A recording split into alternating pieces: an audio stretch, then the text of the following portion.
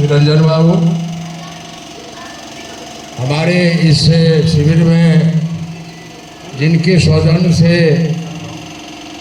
आज ये कार्यक्रम हो रहा है, जन स्वराज पार्टी की ओर से पधारे हुए सभी पदाधिकारीगण, महिला हमारे नेत्रीगण, इस शिविर में उपस्थित सभी आस पड़ोस के ग्रामीण भाइयों बहनों, यद्यपि शिविर का क्या उद्देश्य है, इस पर व्यापक रूप से हमारे जो ये पदाधिकारीगण उपस्थित है वो आपके बीच रखेंगे। इस शिविर का क्या उद्देश्य है, इस पर चर्चा होगी। मैं चंद शब्दों में अपनी ओर से, जहाँ तक हमारी समझदारी है, तो मैं कुछ अपनी बात रखूँगा। आज हम लोग बैठे हुए थे, एक बुकलेट मिला। उस बुकलेट में जितनी बातों की चर्चा की गई है वह 100% सच है। हम लोगों का दुर्भाग्य है, आज़ादी के बाद जो वास्तव में हमारी स्वाधीनता संग्राम में जो उद्देश्य था, स्वाधीन होने के बाद हम लोग अपने मूल उद्देश्य से भटक गए। विगत 75 साल की राजनीति का इतिहास पढ़ेंगे तो आपको ज्ञात होगा, जो स्वाधीनता मिलने के शुरुआत से ही आपका प्रदेश बिहार खेमों में बढ़ता गया और सभी जाति के लोग क्रमशः अपने अपने जाति विशेष से नेता को उभार करके समाज के बीच लाए।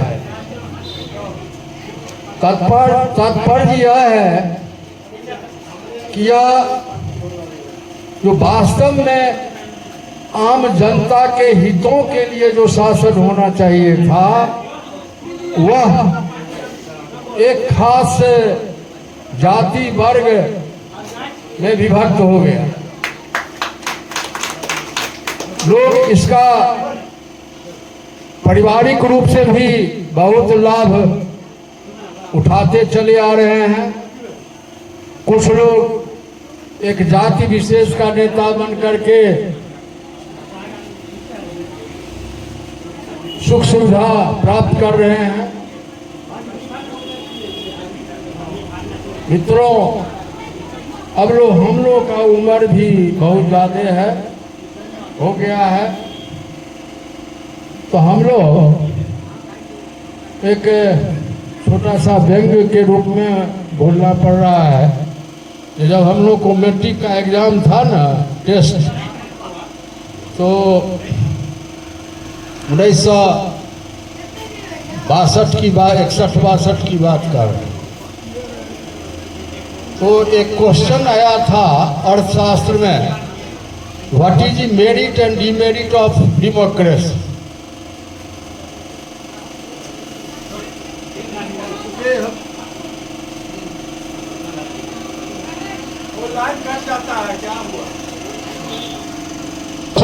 पूछा गया, टेस्ट एग्जाम था, तो मैंने डिमेरिट के पॉइंट को ज़्यादा उद्धृत किया। तो हमारे जो टीचर थे उन्होंने बुला करके मुझे कहा ऐसा करो, जो इसमें टेस्ट में तो लिखा है, लेकिन ऐसा अगर ये क्वेश्चन बोर्ड में आवे तो कम से कम 1 पॉइंट जरूर मेरिट में अधिक लिख देगा।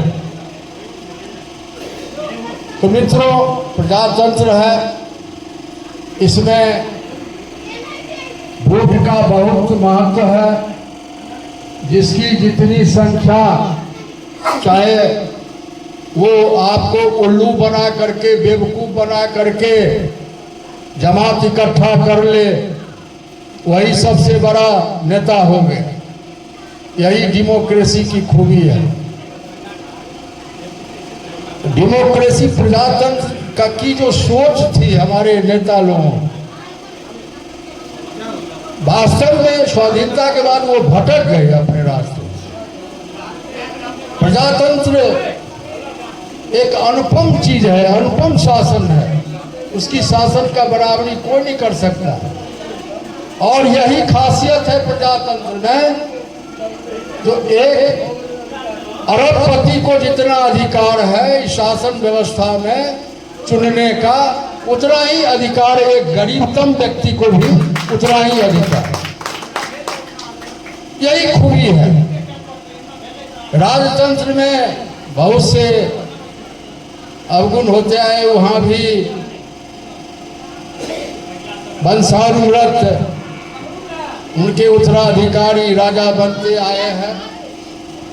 डेमोक्रेसी में भी मेरी समझ से, जो मेरी समझ बन पड़ी है, उसमें भी वही हो रहा। अब 15-20 साल लालू जी शासन कर रहे हैं, तो 20 साल नीतीश बाबू शासन कर रहे हैं। क्या है, राजतंत्र नहीं है तो क्या है, ये डेमोक्रेसी है। इसी को प्रजातंत्र आप कहते हैं। तो मैं ज़्यादा समय नहीं लूँगा, क्योंकि हमारे हमसे बड़े बड़े विद्वान वक्ता लोग आपके यहाँ पहुँचे हुए हैं। उनसे